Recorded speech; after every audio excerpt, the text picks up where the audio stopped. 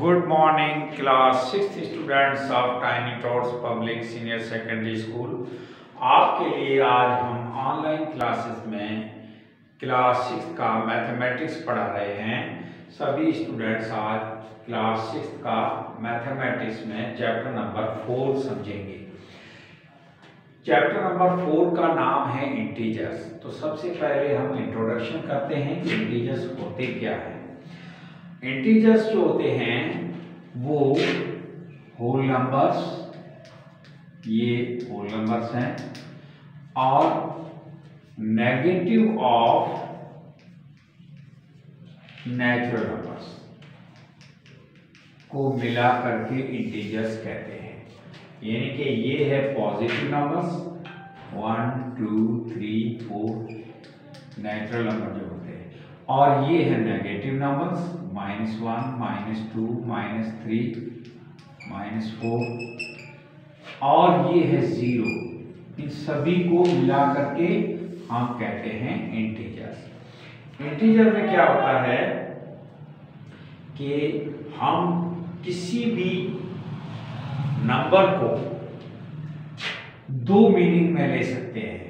अब मैं आपको एग्जांपल से समझाता हूँ। आपका क्वेश्चन एक्सरसाइज 4.1 का फर्स्ट है, उसमें ए पार्ट में लिखा है अर्निंग ऑफ रुपीस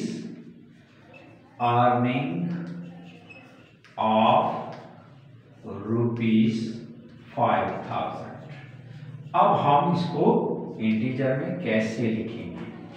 इंटीजर्स में हम इसकी जो मीनिंग है अर्निंग कमाना, ठीक है, तो पॉजिटिव में लेंगे, और इसके बदले में खर्च करना एक्सपेंडिचर को हम नेगेटिव में लेते हैं। तो यहां पर माइनस की सिंबल लगाए, ठीक, -5000 रुपीज। तो ये जो है माइनस की सिंबल हमें शो कर रही है कि खर्च की है एक्सपेंडिचर, और प्लस के सिंबल बता रही है अर्निंग यानी कमाई है, ठीक है।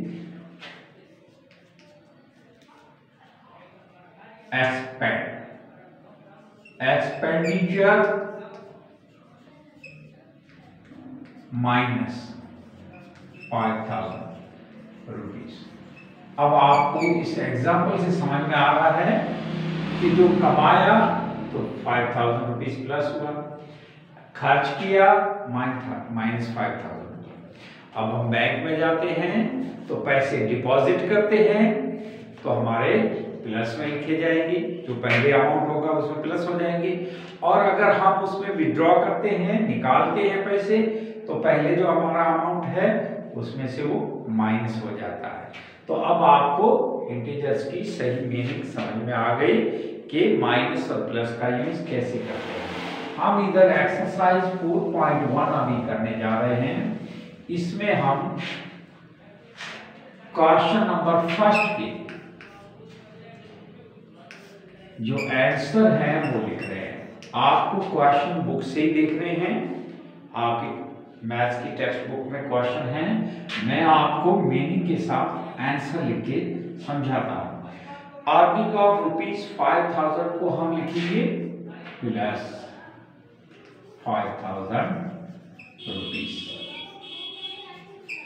और दूसरा है बी पार्ट में डिक्रीज इन रेनफॉल। डिक्रीज का मतलब होता है कम होना, तो बी पार्ट जो है इसमें हम लिखेंगे -10 है, ठीक है, -10। माइनस किस लिए लगाया है? डिक्रीज के लिए। अगर इंक्रीज होता तो प्लस लगता है। अब इसी तरह से सी पार्ट में 45 kilometre north.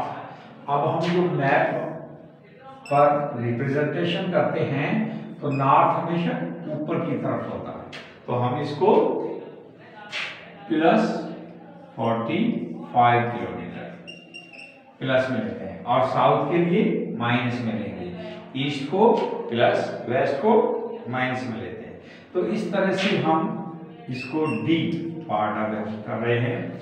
Going 1 kilometre towards the west. अब ईस्ट को अगर हम प्लस में लेते हैं तो वेस्ट हमारा माइनस में हो जाएगा, तो यहां पर -1 किलोमीटर, ठीक, वो डी पार्ट -1 किलोमीटर, और ये है 45 किलोमीटर नॉर्थ, तो हमने प्लस में लिया है नॉर्थ ऊपर की तरफ। अब ई पार्ट को हम लेते हैं 4 degree Celsius below freezing point, तो -4 डिग्री सेल्सियस, ठीक है। -4 डिग्री सेल्सियस का मतलब 4 डिग्री कम बिलो, और फ्रीजिंग पॉइंट कौन सा होता है? फ्रीजिंग पॉइंट होता है 0 डिग्री, वाटर का फ्रीजिंग पॉइंट, वाटर उसमें जब जाता है आइस में कन्वर्ट हो जाता है, इससे भी 4 डिग्री नीचे, यानी -4 डिग्री सेल्सियस। अब हम एफ पार्ट सॉल्व कर रहे हैं। स्टेटमेंट में लिखा है going 300 metre below the ground level, अब माइनस में लिखेंगे, बिलो के लिए माइनस में 300 metre. An aeroplane flying at a height of 1800 meter above the sea level, अब बिलो के लिए माइनस लिखा था, तो अबव के लिए हम प्लस में लिखेंगे, तो यहाँ होगा प्लस 1800 मीटर। और इसी तरह से एच सेंटेंस है, a submarine moving at the depth of 500, depth यानी गहराई, समुद्र होता है उसमें नीचे की तरफ जो डेप्थ गहराई होती है सी लेवल की, उसको हम माइनस में लिखेंगे, तो यहाँ पर हम लिखेंगे -500 मीटर। ये हमारे first part, question number first के सभी ए से एच पार्ट तक ये सेंटेंसेस की मीनिंग के लिए पढ़ करके उसको इंटीजर्स के रूप में रिप्रेजेंट किया है। आपको ये सब फेयर कॉपी में उतारना है और इसको प्रैक्टिस भी करनी है। अभी हम इसी एक्सरसाइज का क्वेश्चन नंबर सेकंड समझने। क्वेश्चन नंबर सेकंड में लिखा है राइट द ऑपोजिट ऑफ। अब मैंने जैसे अभी आपको बताया था कि इंटीजर्स में पॉजिटिव और नेगेटिव एक दूसरे के ऑपोजिट होते हैं, तो यहां पर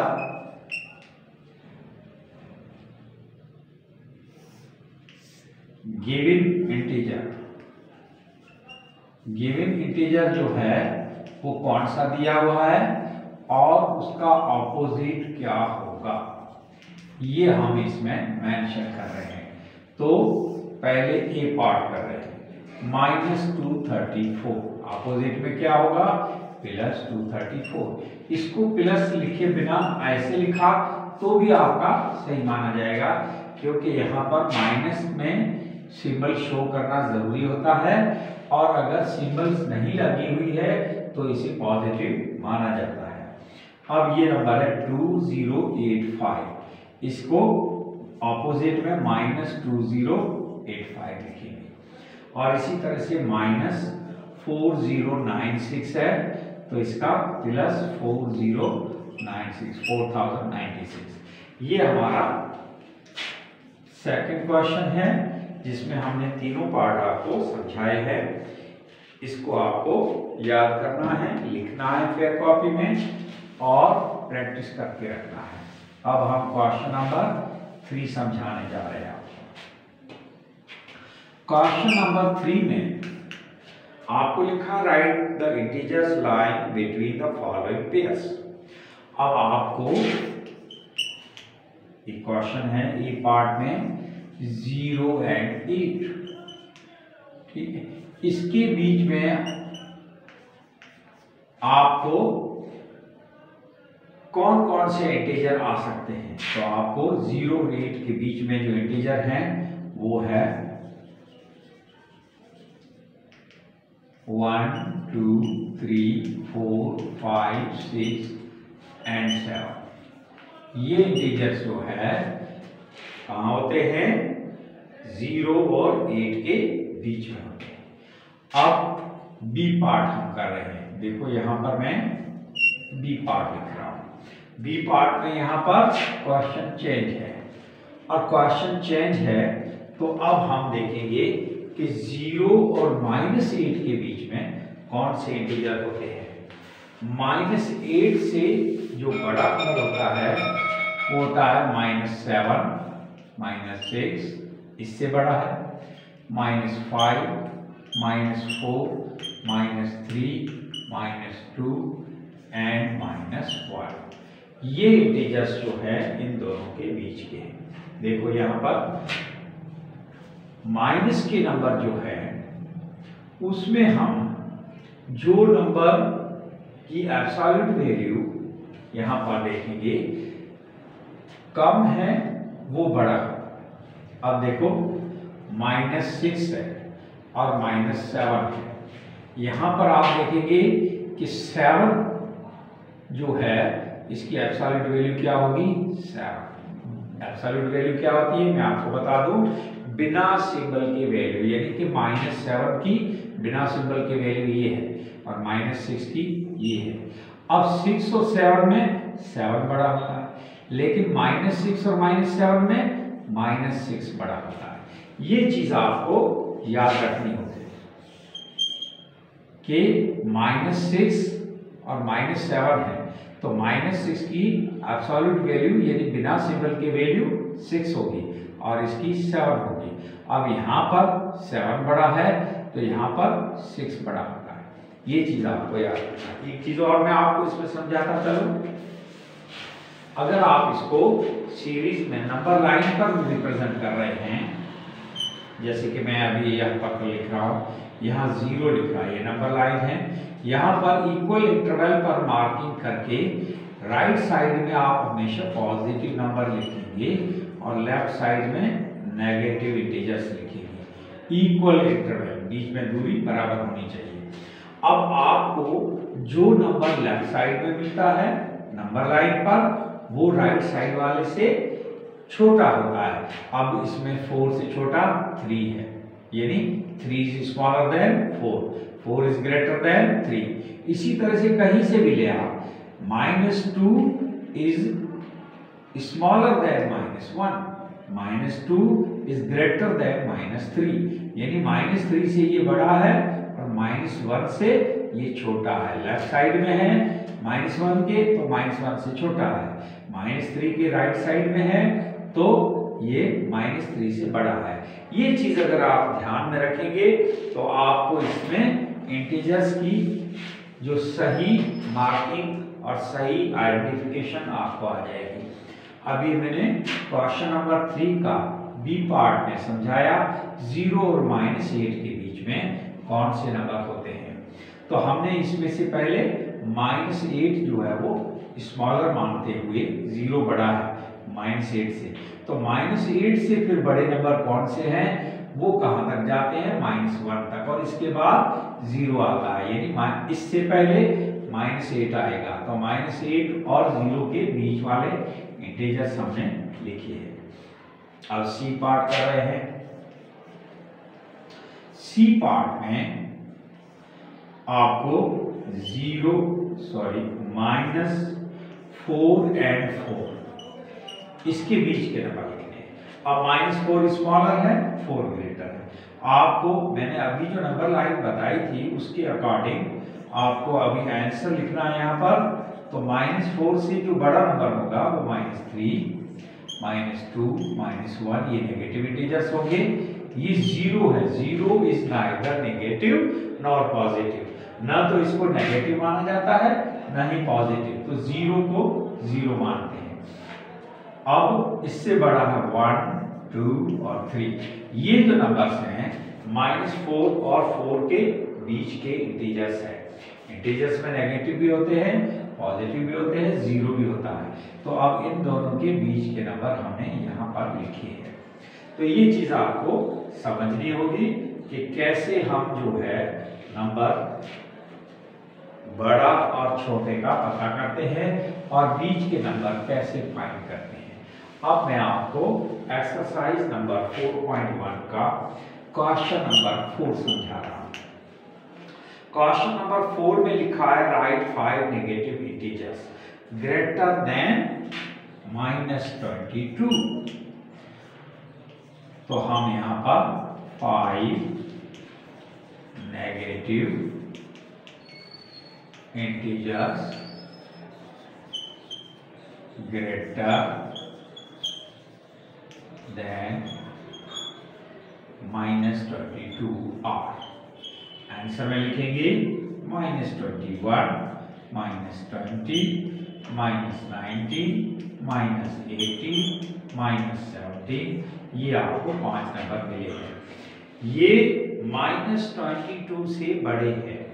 याद रखना कि इसमें आपको -22 दिया है, तो आपको जो नंबर इसमें छोटे मिलेंगे यही माइनस वाले नंबर्स में बड़े माने जाएंगे। अगर माइनस हटा दिया जाए कि 21 है, तो 21 22 से छोटा है, लेकिन माइनस में ये 21 बड़ा माना जाता है। तो इस तरह से आपको ये 5 नंबर्स मिले जो इंटीजर्स हैं, नेगेटिव है। आप इससे बड़े -16, -14 ये भी इससे बड़े हैं, -1 भी बड़ा है, लेकिन हमको सिर्फ 5 ही लिखने थे। तो इसी तरह से ग्रेटर देन -96 आंसर क्वेश्चन पूछा है बी पार्ट में। मैं यहाँ पर क्वेश्चन चेंज कर रहा हूँ। 5 नेगेटिव इंटीजर्स ग्रेटर देन -96। अब इससे बड़े कैसे हो सकते हैं? -95, -94, -93, -92, -91। ये आपको 5 नंबर मिले। ये नंबर इस नंबर से बड़े हैं, ठीक है। अब अगर इसी में 5 negative integers less than -32, greater की जगह लेस हो, तो आपका क्वेश्चन का आंसर क्या होगा? यहाँ पर मैं लिख लेता हूँ लेस देन -32। अब छोटे नंबर लिखने हैं। छोटे नंबर कैसे लिखेंगे? एब्सोल्यूट वैल्यू के हिसाब से ये 32 है, तो इससे बड़ा नंबर लेंगे 33 और माइनस लगाएंगे, तो क्या हो जाएगा? -32 से ये लेस माना जाएगा, -34 भी इससे लेस माना जाएगा। और इसी तरह से आपको 5 नंबर लिखने हैं, तो आपको आगे इस तरह से बढ़ना है। लेस वाले नंबर -32 से लेस है, ये छोटे हैं। छोटे कैसे हैं कि -32 है, तो यहाँ पर कंपेयर करेंगे कि माइनस के नंबर्स जो है ये 33 -32 के लेफ्ट हैंड साइड में आता है, और लेफ्ट हैंड साइड वाले नंबर छोटे होते हैं राइट हैंड साइड में नंबर लाइन पर, आपको जैसे मैंने पहले समझाया था। अब क्वेश्चन नंबर 4 आपको समझ में आ गया होगा। अब क्वेश्चन नंबर 5 में लिखा which is the greatest negative integer. अब नेगेटिव इंटीजर्स जो हैं, मैंने आपको जैसे नंबर लाइन पे बताया था कि 0 से यहाँ पर इक्वल इंटरवल पर ये पॉजिटिव है। नेगेटिव इंटीजर -1 -2 मैंने इस तरह लिखा है। यहाँ पर एरो मार्क क्या शो कर रहा है कि ये नंबर का इनफिनिट है, यानी अनंत तक चलते जाएंगे, कभी खत्म नहीं होंगे। तो ये नंबर से ये नंबर छोटा है, इससे छोटा -3 होगा, तो इससे छोटा -4 होगा। तो बड़े नंबर से देखते हैं तो नेगेटिव इंटीजर्स में से -3 से बड़ा -2 है, और इससे बड़ा -1 है। इससे बड़ा कोई नेगेटिव इंटीजर है? नहीं है, 0 नेगेटिव नहीं है। तो हमारा क्वेश्चन का आंसर क्या होगा? 0 is the greatest negative integer. Can you also find the greatest positive integer? No, positive integers हम पता नहीं कर सकते। क्यों? कि इसमें भी इसी तरह से नंबर इनफिनिट आगे चलते रहेंगे और अनंत तक चलते रहेंगे, कभी ऐड नहीं होगा। तो पॉजिटिव इंटीजर्स का ग्रेटेस्ट नंबर हमें मालूम नहीं होगा, नेगेटिव इंटीजर्स में स्मॉलेस्ट नंबर का पता नहीं होगा। नेगेटिव इंटीजर्स का ग्रेटेस्ट नंबर ये है, पॉजिटिव इंटीजर्स का स्मॉलेस्ट नंबर ये है।